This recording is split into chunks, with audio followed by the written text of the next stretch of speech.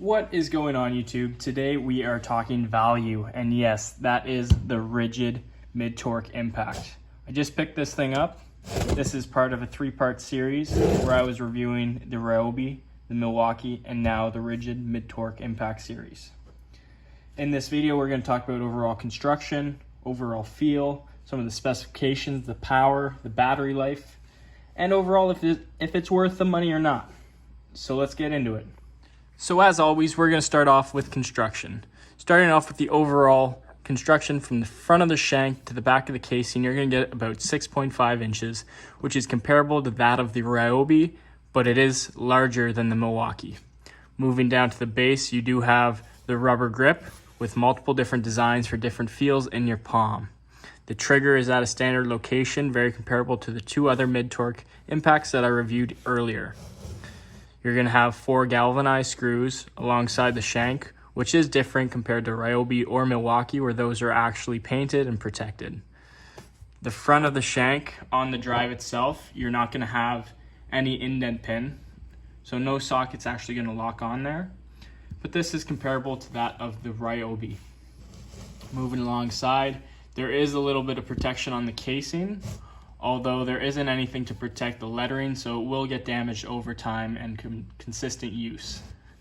What I will point out though, that Ridgid does offer a lifetime warranty on all parts, so if anything does happen to this, you're covered, which is very rare. That's not offered with the other two impact drivers. Now when we look down at the base, we do have an 18 volt 2 amp hour battery like the Milwaukee and Ryobi. And like the Milwaukee, this one slides off, where the Ryobi was different. Although what this one has, it has a battery indicator front of the battery, and it has the different modes on the rear casing of the impact. Comparable to other ones in its class, it's got the 3 different modes with the sensing mode at the bottom. Each mode is going to limit you on how much torque you're getting. And then at the very bottom, there is a working light. I'll show you where you're working. Now let's talk specifications.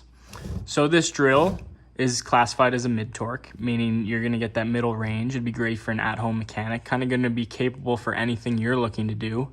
And it's on the larger side, so you're getting more power than that 12 volt.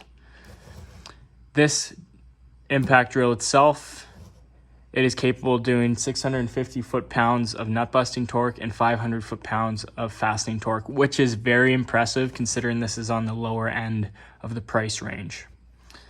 It is rated to run for 2 amp hours, which makes it the longest running one in its class. And honestly, the overall design is pretty nice. The little things are backwards, like the modes not on the front, the lights on the bottom and not on the actual shank. And the battery is a little bit slimmer, and it does weigh a little bit more than the other two.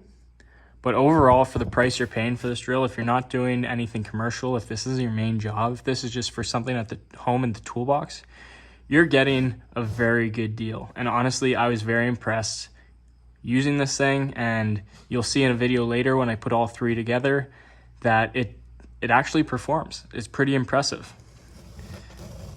Like all Ridgid tools, this is going to come with that warranty that I talked about, which on its own honestly makes it pretty much worth it.